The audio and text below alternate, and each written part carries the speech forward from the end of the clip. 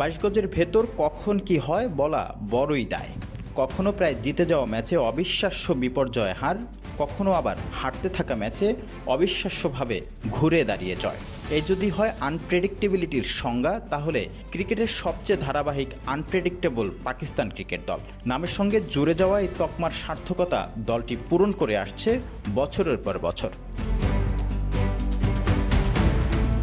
এবার যেমন সদ্য সমাপ্ত ত্রিদেশীয় সিরিজে দক্ষিণ আফ্রিকার 352 রান, নজিরবিহীনভাবে 6 উইকেট ও 6 বল হাতে রেখেই টপকে গেছে মোহাম্মদ রিজওয়ানের দল। পাকিস্তানের 5 দশকের বেশি সময়ের ওয়ানডে ইতিহাসে এমনটি ঘটেছে এবারই প্রথমবার। আবার সে একই দল পরের ম্যাচে নিউজিল্যান্ডের বিপক্ষে ফাইনালে 250-র নিচে অল আউট হয়ে যাওয়া। এ তো গেল ম্যাচের ফলাফল। এছাড়া ম্যাচের ভেতরেও খুব ভালো অবস্থা থেকে বাজে অবস্থায়, আর বাজে অবস্থা থেকে ভালো অবস্থায় ঘুরে দাঁড়ানোর উদাহরণ তো প্রতিনিয়তই দেখা যায়। দক্ষিণ আফ্রিকার বিপক্ষে ম্যাচের পর এক সাংবাদিক পাকিস্তানের ধারাবাহিকতা নিয়ে অধিনায়ক রিজওয়ানকে জিজ্ঞেস করেন।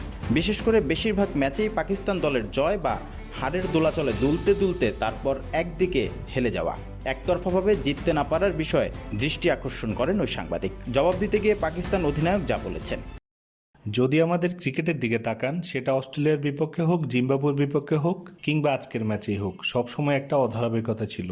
আমরা একতরফাভাবে খুব কম ম্যাচই জিতি। আমরা চেষ্টা চালিয়ে যাচ্ছি। রিজওয়ান এখানেই থামেননি। পাকিস্তান ক্রিকেট দলের অধারাবাহিকতার কারণ শুধুই ক্রিকেটীয় নয় বলেও দাবি করেছেন। কিন্তু এটা শুধু আমাদের ক্রিকেটের দোষ নয়, আমাদের সংস্কৃতি সবসময় এমনই ছিল। এমনকি আমাদের সন্তানদের ভবিষ্যৎ অনিশ্চিত। ক্রিকেটে পাকিস্তান দলের আরেকটি নাম দ্য আনপ্রেডিক্টেবল, অর্থাৎ তাদেরকে নিয়ে আগে থেকে কোনো পূর্বাভাস দেওয়া খুবই কঠিন কাজ। জেতা ম্যাচ হেরে যেতে পারে, আবার খাদের কিনারা থেকে ঘুরে দাঁড়িয়ে জয়ের হাসিটাও হাসতে পারে। তবুও ক্রিকেটে থাকবে পাকিস্তানের নাম। আজ পরাজয়, কাল হয়তোবা জয়।